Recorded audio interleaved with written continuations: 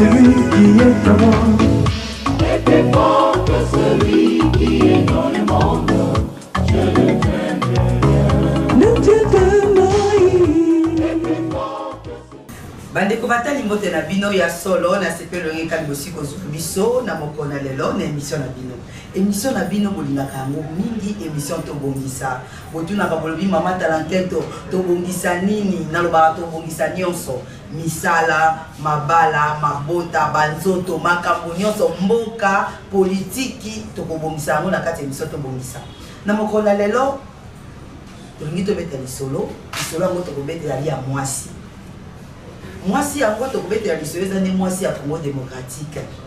Moi si à Congo démocratique, Ali na lokumu, toi Ali na lokumu te. Isola on a robeta unga mon côté. Maman mbote ayo. Mbote maman. Na moni nga moko senge na tali sabato kombo na yo. Mo benga mna biso moko na lelo. Kombo na ye mama Ketia Hollande. Boki kombo te. Kombo de kolobela bino moi quelque chose. Biso to kobeta leona mama Ketia Hollande ezali solo ya lokumu ya mwasi ya Congo démocratique. Lolenge nini mwasi ya Congo démocratique azali kobika azali na lokumu to azali na lokumu te. Mama Ketia bon malade. Ça va maman, merci, tout va bien par la grâce de Dieu. Ya solo na nito beta solo oyo ya lokumu ya mwasi ya Congo démocratique.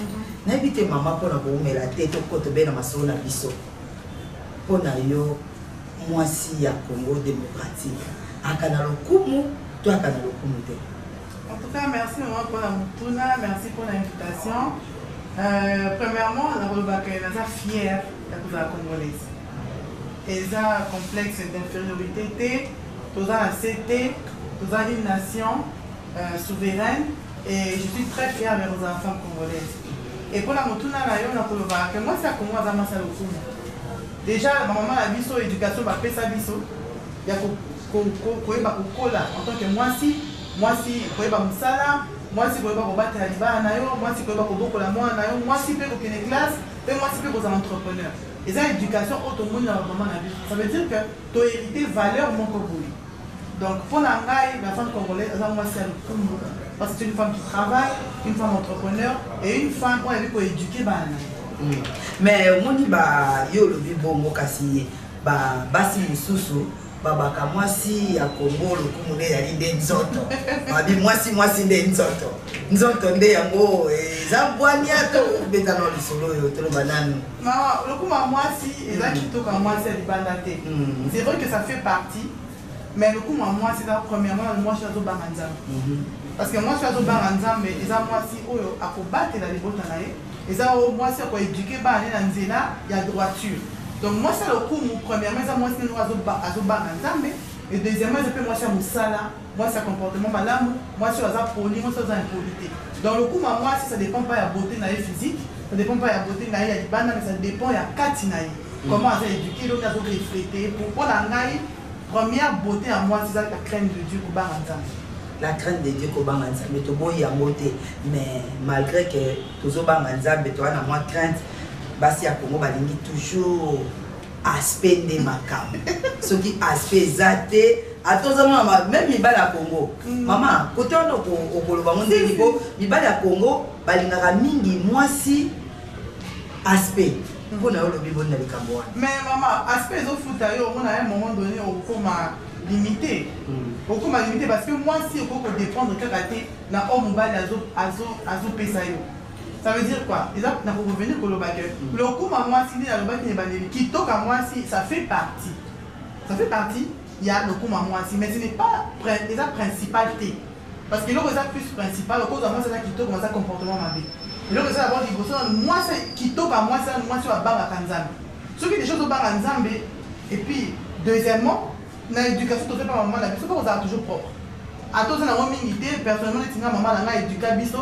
Et à toi, on a une minité, on a même l'église. À toi, on a une minité, ok, à tombola, aux yeux, la tombola, au soukou, la bien, on repasse propre, là, tu propre.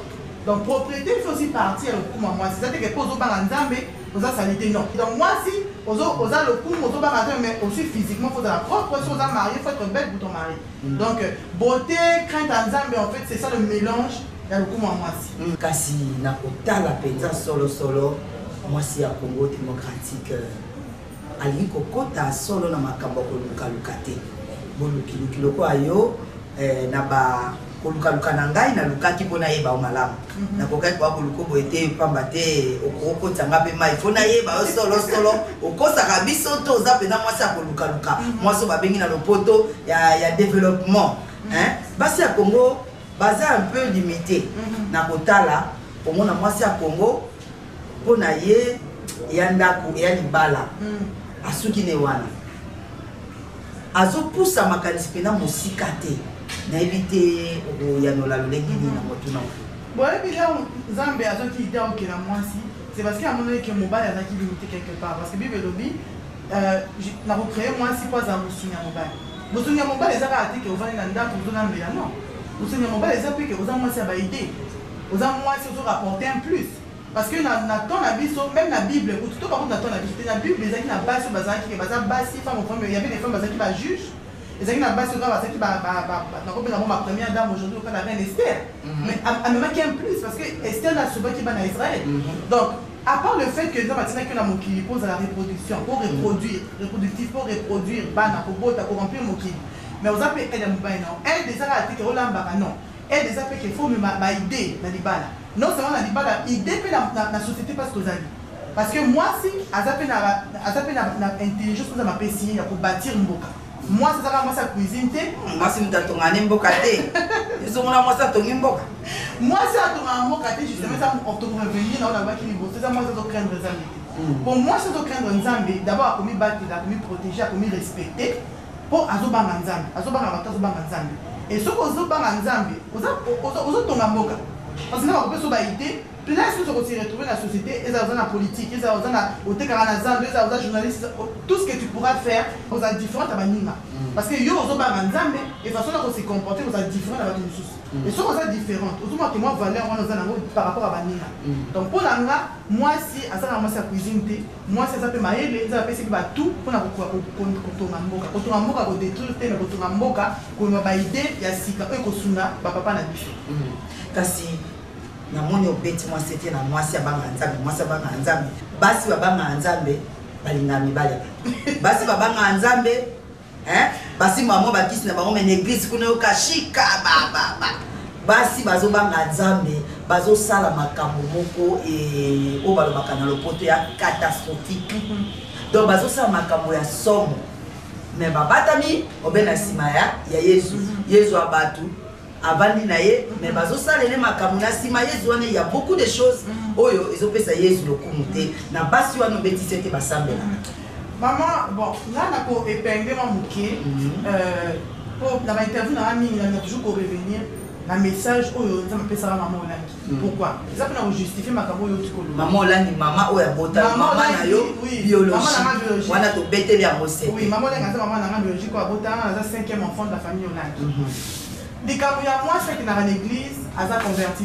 c'est justement pour ça que combat spirituel est beau travail parce que combat spirituel no moment ils appellent ma chrétien ils appellent bateau bazaka ta l'église oh bah c'est ba yamba Yesu mais d'un côté bazo bunana caractère moko boya mabe oh bazo ko kotikate et c'est là où le message à combat spirituel c'est que caractère wana mabe ozo ko kotikate et ça lié tant que ozo qui on a lié la famille na bino tant que libota na bino ba fille ba saki connaît ba ça ka bekobo tant que libota na bino ba fille ba ça connaît ba ça ba deuxième bureau donc attention au bali aussi les forts aux moi c'est bien mais comment on un jour na vie na yo au surtout qui boye li ba les kufio et puis comme deuxième bureau comme ban la bateau tant que la volonté na o eza qui volonté na o te faut pas tout dans l'habitude et donc ça va bien dans l'église on condamne pas les gens donc on condamne pas tout parce qu'on s'est dit et là on nous c'est na monter ça et là ko ezala mbingo parce que pour quoi résister nango il faut y ba parole en Nzambe il faut na ma révéler les camarades au petit côté nini là on va battre les camarades au petit côté moko boy là on va prier Nzambe na la force na kokotika te na force na kokotika on va la battre parce que tant que là ko edenga na moi ba besoin na nga pour na ngai siko le ballon le bique na ko na ba battre qu'est-ce que edenga esprit na o edenga na tika les camarades donc et là on va chrétien et ça ko yeba et là ko zo tina na ça les amis dès un homme monsieur combat spirituel et là on dit tout ce que malamba ya bato et là les autres na oza moi si comportement mabe ato babali oza impoli mais ozo ko otira impolitesse no wana te et ça va lier ça va démon parce que faut combattre ngo avec l'aide du Saint-Esprit, on résiste à Ranango. Parce que au moins, ma soeur, maman, elle m'a dit que les cabisso. Nous avons dit, ah, t'es que, oh, ma thé, elle m'a dit, plus fort que toi. Mais pour la lutter dans le Saint-Esprit, et là, ils sont là pour aider, et on a résolu toujours dans le paquet. Chrétien, il a dit que tu as commis. Quand on a dit que tu as commis sainteté. Tous tous à la perfection. Et nous t'avons aidé à la perfection de Saint-Esprit. Il y a solo, pour te dire, maman, mon ken, à Katamaso, na biso. Olingaka mwasi ya Congo aza lengeni. Imaginez aux akanamo pour la mwasi ya Congo démocratique. Pour l'anga en général, c'est comme on dit, en voyant la maman la biso, la génération de la biso Tozoya, la femme congolaise, elle a mwasi entrepreneur, elle a mwasi maël en général. Elle a mwasi avec toutes les problèmes que tu as dans le biso, tout le monde a maman la biso, à un certain moment, il y a un ça pour survenir, on a besoin du bota. Donc ça veut dire que la femme congolaise est une femme courageuse. Mais moi, tout ce que moi je pense, il faut qu'on bâtisse la majorité de la vie, c'est la formation, comment gérer, faire comment entreprendre comme il faut. Parce que la majorité de la vie, c'est la économie, mais économie informelle. Et dans l'économie informelle, les gens vont là, baza penza trop compter la croissance économique à Moga parce que bazo te pour revivre. Bazo te kate pour participer pour l'économie na biso. Ba ça jour on a passé qui moi c'est ça donc até qui moi muké moi bénéfice ni aller si bana até qui moi muké attendez moi en fait c'est pour elle mais souci là c'est que la femme congolaise a représenter la plateforme internationale. Quand on parle de femmes congolaises, on parle de la femme africaine dans le monde. Basi congolaise peut ça représenter. C'est là on constate dans un voyage à Mingi, dans une conférence internationale à base dans les États-Unis. Au Congo, na basi Mingi au bas lobela rabango pour les amis nigériennes.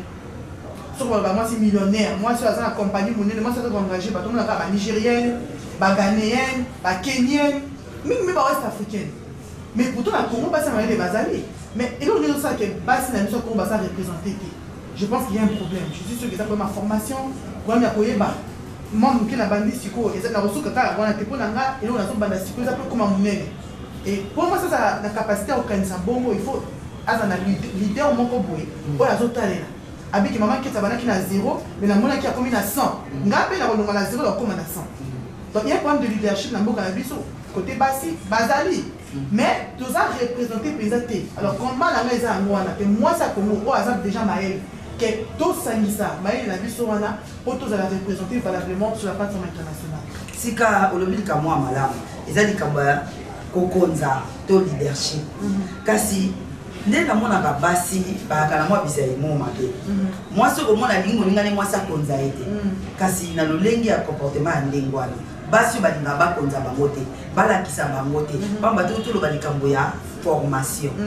Et puis ya kotalela moto moko qui se peut si il y a un mot comme maman qui est abadaki na 10 francs à comment qui na 100 francs et basi mususu otala ngala ki ulandaye na ulandi na ndeni encore ba voilà basa kini na ulandi na ndeni ye na ndeni ngala ndeni nga mais est-ce que dans l'olenge wana ma boyebi ya basi ya Congo ezofongwa mate que pour osala likambo au réussir il faut zananda ki sa moko neti ngai pona za lelo mopandisa mona na RTNC na bande ko sepela na moto moko na sepela na moto moko solo abande ko sa mosani malamu ya zaki mwa mobile siama lisombo ba molona ndenga zaki koloba ndenga zaki kokota pena bosinga lingala ngala sepela kana alors etindi ngai na kota kelasi oyo pena sala mosala o kasi soka zaki mwana mwasi na bana basi mosusu akolinga te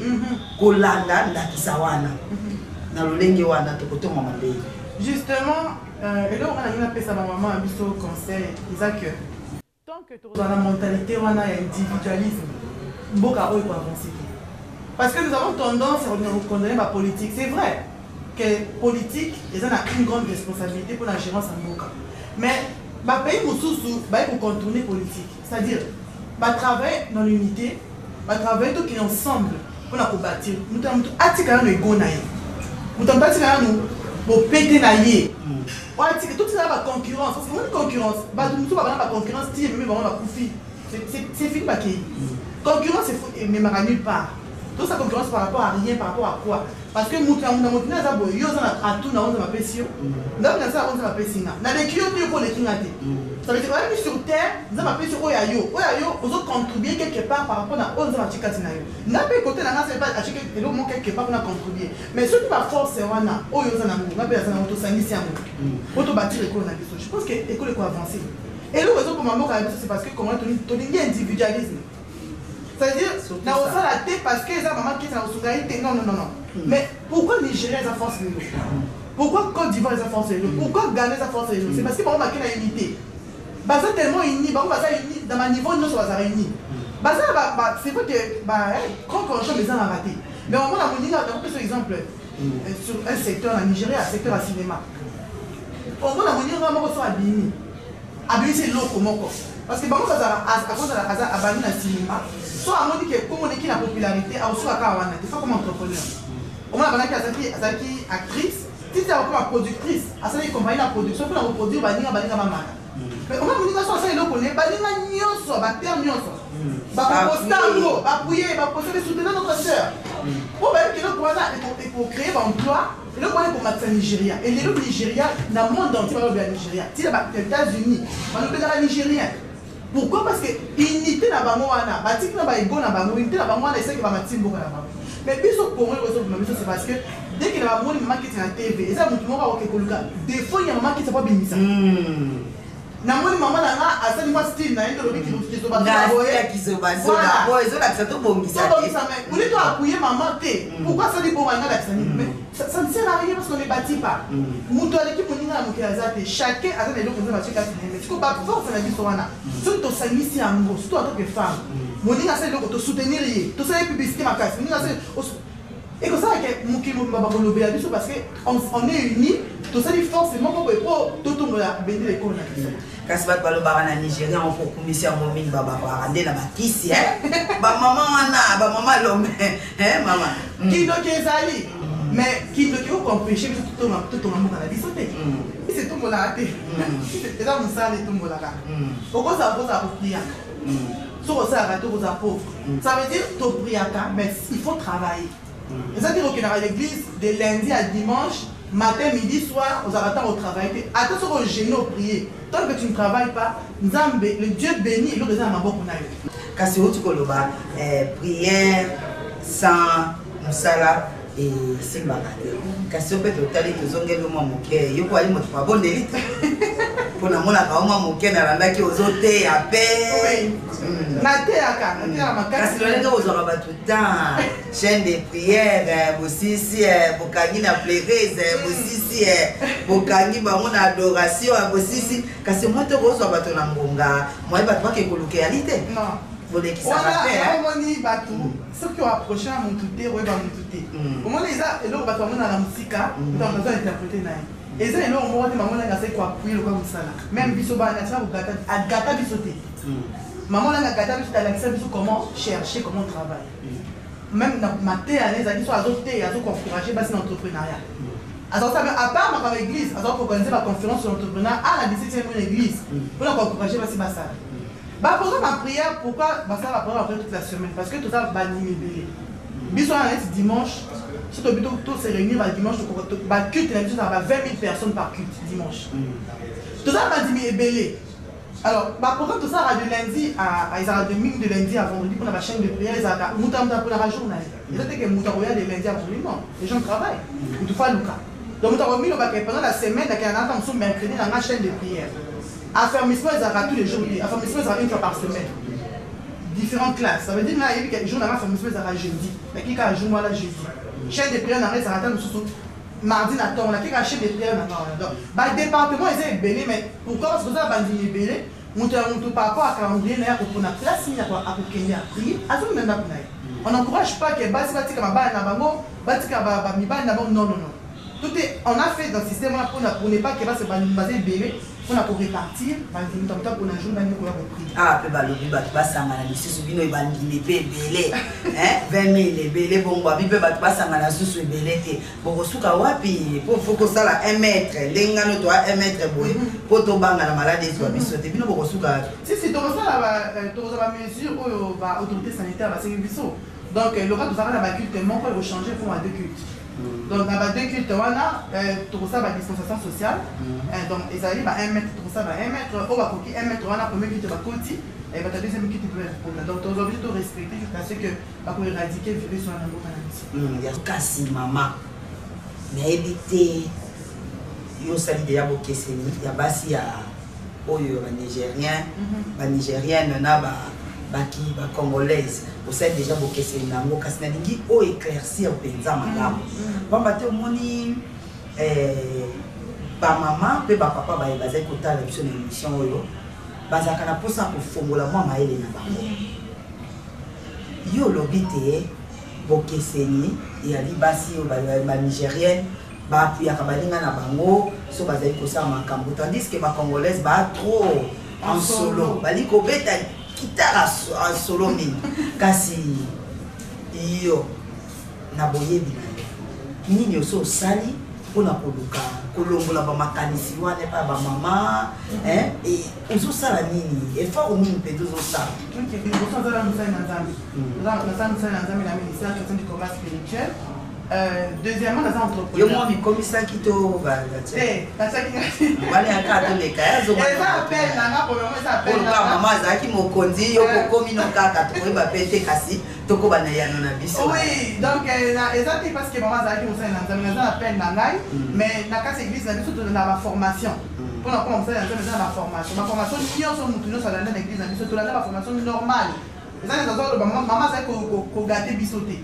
Donc maman zaki atoza mwana ye fo ya na église on va na bande ko ya mutu nyonso olandi matin aloka mutu nyonso olandi ba formation ko mutu nyonso oye retard na jour na ya formation on va te na sima ko mutu nyonso ozu ya formation na aussi dit na équipe ba délivrance na sur la formation ti ba ko consacrer na comme ça na nzambe on les appelle nanga et deuxièmement appel na mutu za na kasa humanitaire na taki vision depuis 2012 avant ma parole na makufa besoin dans les qui car tu peux expliquer constant à mon acquis parce que moi si comme on est dans maïli n'a pas la vision si basa maïli basi basa ba idée mais constant dans les que base tout sentir en côté là tu na libanda balobi la rivière sur ba Afrique balobi la pas si anglophone mais pourquoi balobi la congolaise qui pourtant pas ça comme basa maïli quand on parle de congolaise là on fait kobina to yebi kolata to za kitoko mais ma kitoko ça ça kitoko te nzoto to kitoko ça kitoko pe mayele. Alors on a ma vision que promouvoir la femme congolaise sur l'entrepreneuriat. L'entrepreneuriat on les a toujours avec sa maman dans la formation. Comme dans autre koloba. Déjà parce que pas entrepreneur mais sauf que va ça l'économie informelle. Côté quand déjà ma bête. Mais comment faire pour qu'on ensemble pour la bloc autour quand on là wana to comme ça en puissance. Tout ça va grand supermarché on va sortir la carte produit congolais. Dans le but que va étranger pas pour investir pas étranger pas pour investir mais on appelle bien que biso la base tout produit ma comme na biso mo na Congo tout ça na supermarché ba tekera ka biloko na biso ba Congo comment c'est économie na biso pour que maman va ki na ba tekera moko na nzela pourquoi pas ne pas rassembler ma maman wana ko ça donc c'est mon formation et ko ça ça na biso ko ça ile mo munene ko ça après on besoin de ko former maman mais boyi ba makanza maman keti ate maman ko bana premièrement ça maïli ko ça moi si maïli nani parce que au moi si boy to voilà dans le système à microcrédit tout ça c'est ba financement pour renforcer ma capacité à pour créer une activité génératrice de revenus.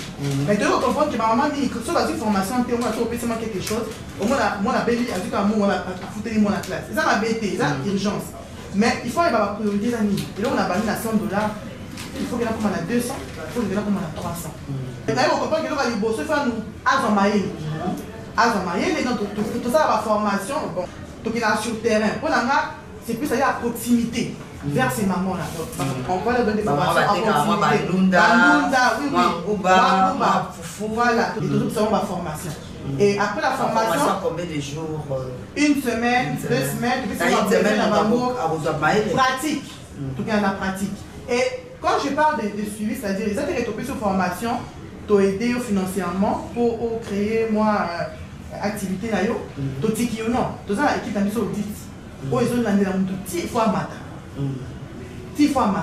et puis na kati kaka ya économie informelle wana on connaît économie informelle wana so pesi mutu maele comme ça, il faut transformer le cours azote en économie informelle. Comment fabriquer la gel hydroalcoolique, comment fabriquer la jus, comment fabriquer la bleu rébellé. Pour la maman, attends, azote quand même le connaît, mais le connaît voilà avant qu'on transforme en eau pour mettre ça moi capital, et mettre ça moi bénéfice là, et l'eau azote déjà dans le produit brut, mais produit brut mais on a pour transformer en comité moi jus, et moi savon, et moi ni pour la protéine pour mettre ça bénéfice là. Ils visent dans la réalité, il faut ça. Ils sont formats combien? Dans le répertoire à Bisso, nous avons plus ou moins 200 mamans. Sans compter ma maman. Non, justement, je vais expliquer. 200 mamans et ma maman existent. Sans compter ma maman, il y a Bisso, il y a église, il y a Bisso de format déjà. Dans l'église, il y a 3 000, 4 000 mamans, maman, la Bisso, au Bisso, toujours continuer à parler. Parce que dans l'église, Bisso, à part les faits spirituels des amis, maman a créé la plateforme pour former les femmes d'affaires. Baza ma femme d'affaires, baza ma église est bénie, mais baza ma maman église. Donc maman a dit qu'il on a besoin de continuer dans nous. Donc sans compter ma maman église, nous sommes toujours formés, baza plus de 2000, 3000. Mais il y a un bisoté, maman qui a formé plus de 200 mamans. Et on les a ébandés parce que disons la maison pour affecter toute la République démocratique du Congo. Là, on a affecté ma maman. On a dit ma maman, mais à comme chef d'entreprise. Donc c'est ça mon idée. Et que cette femme congolaise là, elle est déjà entrepreneur, a commencé fort économiquement pour le Nobel.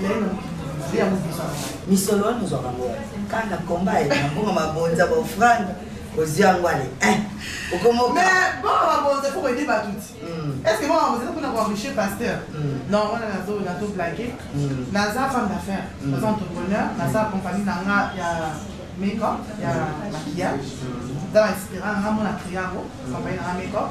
À part ça, le commerce est plus calme. Et puis, on a bouqué. Avant que nous nations, comme nous avons commerce, nous avons représentatrice, il y a une compagnie cosmétique. Il y a 2 compagnies sud-africaines. Nous avons dans ça, maintenant, on va faire la depuis calme. Et ça, mais autant qu'on a mon son à fabriquer ma produit dans la cosmétique. À part ma maman, ça pour faire. Comment on a fait éducation en base. Pour l'éducation, il y a une base. Sans éducation, il y a bien toujours perdre de génération et qu'on remplacera l'école. Et on a fait l'éducation en base, on a la classe. Nous avons nos partenaires et en même temps, je fais mes affaires. Et je sais que les hommes en font là, parce que les gens ont affecté beaucoup plus de personnes. Et je pense que les gens ont aussi quand ils n'ont pas kasi tokende mwa moke nayebi te nyonso wana okosala mboka ofele litomba nio kozwa na nyonso okosala wana kaka okota na lola lokola osambela maman oyebi question koza na mission ya nzambe bible elobi il te donne une mission à provision nakobénéficie wana mokili maman oyo nyonso naosala wana nakobénéficie avant nakenda nio nakobénéficie wana na mokili nakokende bana nakotika kobénéficie na ngai nakokoloba lelo naza fruit ya le bon cœur au moment zaki na maman zaki koide bato ebele c'est comme azaki genre amoute olinga la publicité maman alinga la publicité te alingaki te bayebela eloko nini asalaka mais maman nanga aide beaucoup de gens beaucoup un moko tozo sacrifier biso moko biso kopesa biso ki makosala pesa moto libanda donc maman aide bato ebele et lelo akei biso tozo fi ba fruit ya oyo ya tiki donc moi je pense que c'est que j'ai fait comme ça vision nanga vision ça a dit que c'est vrai que je donne aux gens, mais c'est aussi une image congolaise. Et ça a représenté voilà, surtout la femme. La femme congolaise. La femme congolaise de la zone. Et ça a représenté voilà. Alors, bisonde, on a acheté bisonde comme leader. Il faut tout soutenir. Tout soutenir la musique. Il faut pas mater. Il faut mater des images à bisonde. Et je sais que derrière ça, nous allons rebosser n'arrivera jamais. Quand on a monté mes enfants vivant la bénédiction. Donc c'est ça. Nous ne faisons pas ça parce que intérêt mon peu non, on le fait par amour et par appel, surtout l'appel, c'est ça l'appel comme ça les maman Ketia, na kotala likambo ya ba formation na éviter ba maman Congo na classe abuka biki kala azongela sumo mabiki azongela suko tanga azongela suko koma makanisi wana réalité na éviter lolenge nino kwa dobendaka moko po zongisa bango ke la sinde esalaka mutu to esalaka mwasi azala mwasi ya maloba. Moi je parle de formation mine dans la formation théorique. Parce que les mamans elles ont déjà beaucoup parce que avancé et tout il faut compliquer la route. La formation est plus dans la pratique. Donc il faudrait qu'on Kostunga, maman va dans ma casse. Voilà, on va dans ma casse. Maman, Mikolo, tu es dans la baron, c'est vrai que n'a pas ça la baron. Et ça, pour balia, base à la cause en Kouya, mais les formations sur l'entrepreneur, ça, c'est vraiment dans ma casse. Il y a ça pratique. Maman, il y a des filles mères aussi, autour de la Bilaka. Il n'y a pas qu'à Djouma, il y a des filles mères.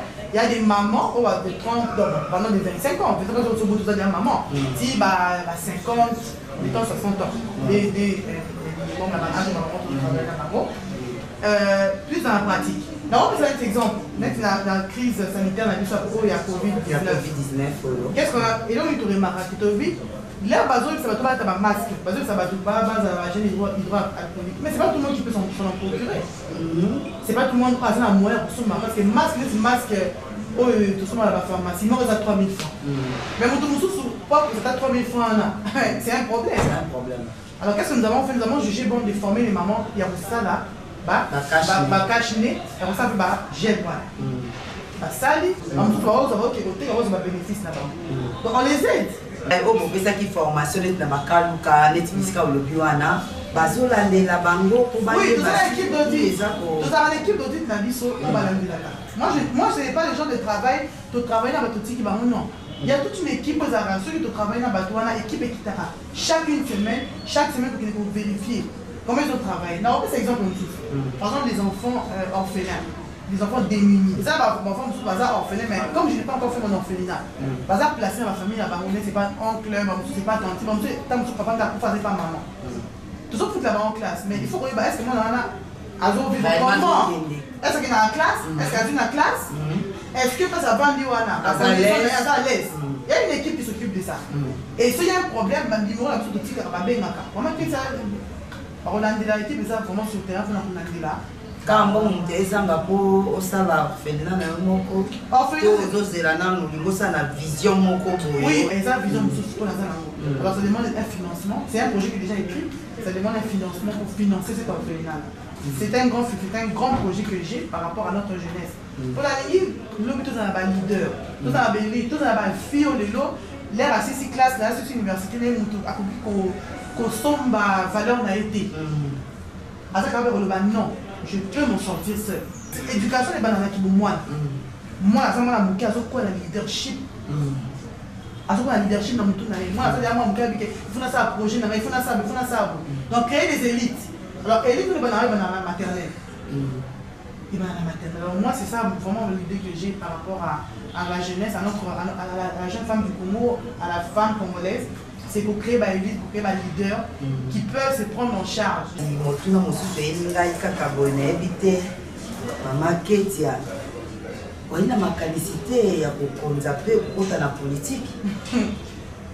Ceux qui nous ont bien la politique dans le salle, ceux qui porte-moi et fungwa miponanga na ça la politique na musala mais na bandoto na yo na ba vision na yo mona na nteko komi pe politicien oui ezali politicien no vandi au solota au moins tu dis maman Ketia pourquoi ça c'est parce que ba grand frère na ba comme ça ba c'est ça ba lobi on va ba dans le bas la 7 mois dans le bas qui déjà au bas avant si tout dans moi les besoins le bas dans le bas papa dans le bas mon bout.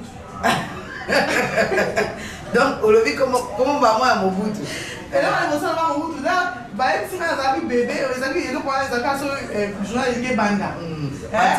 Image à mon bout, Oserté. Voilà. Image à mon bout, Nicolas m'a pas tapé, on a un chapeau. Si quoi, Bambi, nous avons pour 7 mois, là, sur les bandits, ils ont des camions avec. Moutou. Donc, à peine dans les actions, à peine dans les paysans. Quelque part pour amener une pierre dans la vie. Et ça va tout est-ce que monsieur n'a pas posé ça oui. Quand tu as un appel. Quand tu as un appel, quand tu n'as pas un appel, ne fais pas. Quand Dieu te convainc, tu as un appel. Parce que ça va c'est un Dieu multi-casquette. Ce n'est pas le cas d'Anzambe parce qu'il a bon ou non. Faut pas non. À cause de ça, il a chopé la politique pour une mission. La Bible là moi zaki na makabwana moi c'était na moi zaki Déborah azaki prophétesse Déborah azaki prophétesse la Bible Déborah était prophétesse mais azaki pe juge dans Israël parce qu'en ces temps là ezaka ba juge te bazaka kokonza ba wa bazaka na nté ba wa bazaka te zaka ba juge na prophète siko Déborah azalaka prophétesse, azalaka pe juge na Israël. Azalaka mokonzi, azalaka ti président de la République à Israël na voilà. Mais azalaka prophétesse. Bato so ba za balobi pour na Israël, ba ke ba na Déborah, so la prophétiser côté Israël. So comme ma politique pour na mokonzi na Israël, qui pe maman Déborah boy a jugé pe dans Israël. Donc je pense que notre Dieu est multi-système, il peut choisir qui il veut à un moment où il veut. Mais ne faites pas la politique parce que vous avez la pause ça pour ça, il faut de la volonté en disant, mais surtout en tant que serviteur de Dieu. Mais tout le monde a fait ma politique amour. Basi maman eloko mama keti osimba te. Jamais nzamba sugi okoti mama keti osimba te. Ba ba te ba ba politicien ba ngba akala biloko wana. Maman, vous savez les gens qui vont en tout cas vous allez m'excuser, les gens qui vont dans la photo de Barana, c'est parce que vous avez bien embêté. Mais c'est qui a créé le monde. Jésus-Christ Nzambe il a créé mon kili. A créé ngana yo. Pouvoir wana on va créer mon kili maman. Pourquoi on ne pouvoir pas s'en donc on ne pouvait pas mouton donc la créature. Satan sa créature, on ne peut pas ange de lumière. Il y a sa créature. Comment est-ce qu'on dit qu'un mouton qui est lié pour qu'il n'y ait pas mouton ou qui n'a pas. Mais c'est parce que Baïbin Zambé, maman. Baïbin Zambé, Baïbin Zambé. Quand je ne sais pas comment Nzambe, il y a une expérience dans Nzambe. On a une expérience dans Nzambe. Ils ont monté beaucoup de séquences dans Nzambe. Et monsieur, comme Penza, la soupe à ma maquette, on le bénit. Là, il y a la soupe à ma on a émission de Bomis. Oui, d'abord, premièrement, je suis fière de la Congolaise. Deuxièmement, on a dit que la maman a vu sa Congo. Quand on a vu la maman toujours propre, toujours bien habillée, toujours belle. Et en cela, tu bâtis sa vertu, tu bâtis sa humilité, tu bâtis sa maïelle, tu bâtis sa koyeba, tu bâtis sa koyeba, et puis tu bâtis sa paix crainte en Zambie. Et je pense que la femme congolaise, elle a un rôle à jouer dans ce pays. Il faut quand même ça arrêter pour la mibali. Les femmes congolaises, toutes les mais tous ça leader. Et le coup on a dit tout ça dans le cannabis, mais de la main, non papa la biso à Congo, tu commences à bêter un peu cannabis, je me pas pour la biso, je vous aime beaucoup. Bonne émission de Bomis. Bonne émission de Bomis. En tout cas, merci beaucoup de Boyami Ngai. C'est bien parce que cette émission, ils ont payé sa valeur. Il y a mon cannabis, il y a maman mon cannabis, ma soeur ne va pas me la remettre. Et il y a beaucoup de matériel sous. Natondi obotondi mama Ketia, natondi pe bino ba eboso ki biso na émission to bongisa po bongisa pe bisale bongisa pe makanisi bongisa pe maso. Natondi bandeko na biso bazaki bongo na sima ya ba caméra Junior Kufosuka, Karel de Bokolo, Fidèle Mambweni azanga kité, totondi pe ba réalisateur na biso Rémi Kalemba na Trésor Diakanoa, botika la malamu tukute na bino na mikolo ekoya.